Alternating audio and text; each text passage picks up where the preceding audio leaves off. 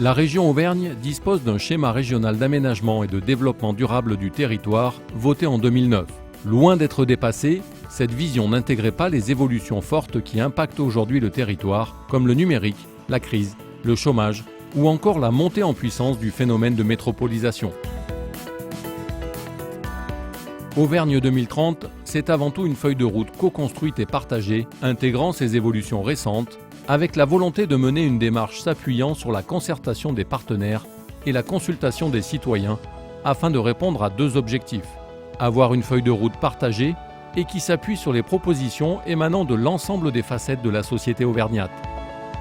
Cette démarche, lancée le 25 octobre 2013, au cours du Forum régional Auvergne 2030, s'est déroulée tout au long du premier semestre 2014.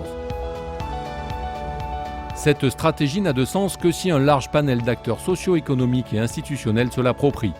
Pour cela, les départements et les agglomérations ont été associés au pilotage de cette démarche, essentiellement dans la méthodologie et dans l'appropriation des résultats.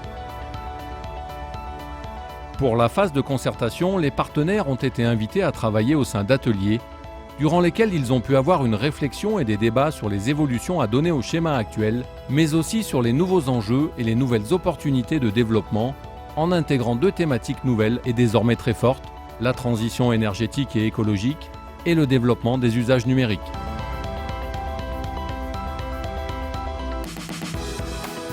Ces deux thématiques ont été traitées de façon transversale sur l'ensemble des ateliers durant 12 journées de travail avec plus de 500 participants reflétant la diversité des territoires de la région et de nature très variée avec des représentants d'institutions, d'associations, mais aussi des représentations dans les domaines du développement territorial, du tourisme, de l'agriculture, de l'économie, de la recherche, de l'environnement, du numérique, du logement et de la mobilité.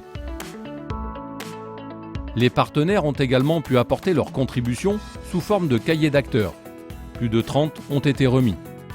Pour compléter ces éléments, une trentaine d'entretiens ont été réalisés pour connaître précisément les attentes et les préconisations d'acteurs majeurs du développement en Auvergne.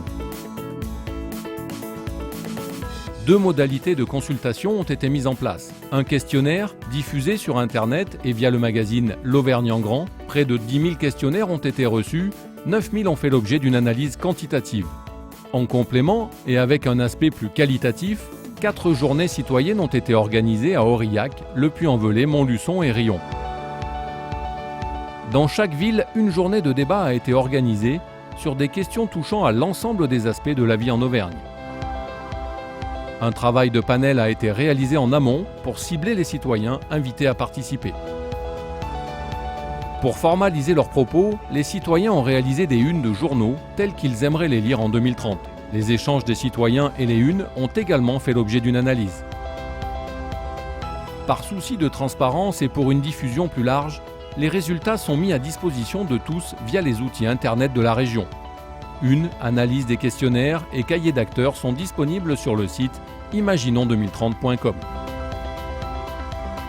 Les données brutes correspondant aux réponses aux questionnaires sont quant à elles visibles sur le site opendata.auvergne.fr. Au-delà de la transparence, l'objectif poursuivi est de laisser la possibilité à tous les partenaires d'exploiter les résultats à des échelles infra, à l'échelle d'un département par exemple. Cette stratégie, qui sera présentée à l'exécutif régional le 11 juillet prochain, montre que le défi de la construction collective est réussi. Il faut maintenant réussir celui de sa diffusion et de son appropriation par l'ensemble des acteurs institutionnels et socio-économiques de la région. En conclusion, l'objectif est de partager des valeurs et les traduire de façon opérationnelle en portant des projets suivant un même cap pour plus de cohérence et d'efficacité.